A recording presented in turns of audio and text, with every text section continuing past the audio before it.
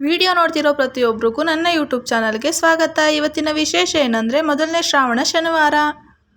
ನಿಮಗೆಲ್ಲ ಗೊತ್ತೇ ಇದೆ, ಶ್ರಾವಣ ಶನಿವಾರ ಅಂದರೆ ಎಲ್ಲ ಕಡೆ ಹಬ್ಬದ ವಾತಾವರಣ ಇರುತ್ತೆ. ಯಾವ ದೇವಸ್ಥಾನದಲ್ಲಿ ನೋಡಿದ್ರು ಜನ ಫುಲ್ ರಶ್ ಇರ್ತಾರೆ.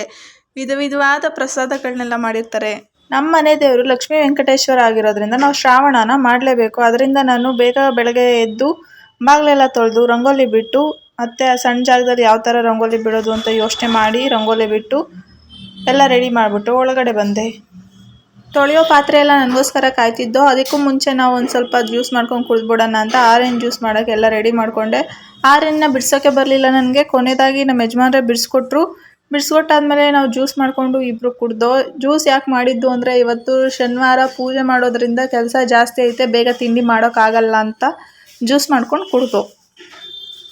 ಜ್ಯೂಸ್ ಮಾಡಿ ಕುಡ್ದಿದ್ದಾದಮೇಲೆ ನಾನು ಮತ್ತೆ ಪಾತ್ರೆ ತೊಳೆಯೋಕ್ಕೆ ಅಂತ ಬಂದೆ. ಪಾತ್ರೆ ಎಲ್ಲ ತೊಳೆದಿಟ್ಟು ನಾನು ಮನೆಯೆಲ್ಲ ಕ್ಲೀನ್ ಮಾಡಿ ಕಸ ಗುಡಿಸ್ದೆ. ಕಸ ಗುಡಿಸಾದ್ಮೇಲೆ ನೆಲ ಒರೆಸೋಕ್ಕೆ ಅಂತ ನಾನು ರೆಡಿ ಮಾಡ್ಕೊತಿದ್ದೆ. ಅಷ್ಟೊತ್ತಿಗೆ ನಮ್ಮ ಯಜಮಾನರು ಕೆಲಸ ಜಾಸ್ತಿ ಐತೆ ಅಂದ್ಬಿಟ್ಟು ಸ್ವಲ್ಪ ಹೆಲ್ಪ್ ಮಾಡೋಕ್ಕೆ ಅವರೇ ನೆಲ ಒರೆಸ್ತೀನಿ ಅಂದರು. ನೆಲ ಒರೆಸ್ಕೊಟ್ರು, ಖುಷಿ ಆಯಿತು.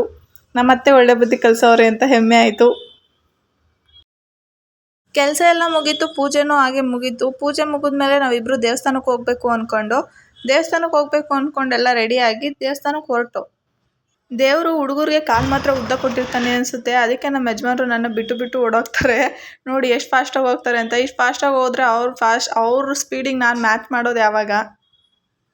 ನಿಧಾನಕ್ಕೆ ನಡೀರಿ ಅಂತ ಹೇಳ್ಬಿಟ್ಟು ಇಬ್ಬರು ಒಟ್ಟಿಗೆ ಹೊರಟೋ. ಇಲ್ಲಿ ವಾತಾವರಣ ಫುಲ್ಲು ಹಸ್ರಾಗಿ ಚೆನ್ನಾಗಿತ್ತು. ನಮ್ಮ ಮನೆ ಮುಂದೆ ಪಾರ್ಕ್ ಇರೋದ್ರಿಂದ ಫುಲ್ ತಂಪಾಗಿರುತ್ತೆ ಯಾವಾಗಲೂ. ದೇವಸ್ಥಾನದ ಹತ್ರ ಬಂದು ದೇವ್ರ ದರ್ಶನ ಮುಗಿಸಿ ಹಂಗೆ ಮನೆಗೆ ಸ್ವಲ್ಪ ತರಕಾರಿ ತೊಗೊಂಡೋಗೋದಿದ್ದು, ತರಕಾರಿ ತೊಗೊಂಡು ಮನೆಗೆ ಬಂದೋ. ಇಷ್ಟೇ ಇವತ್ತಿನ ವಿಡಿಯೋ.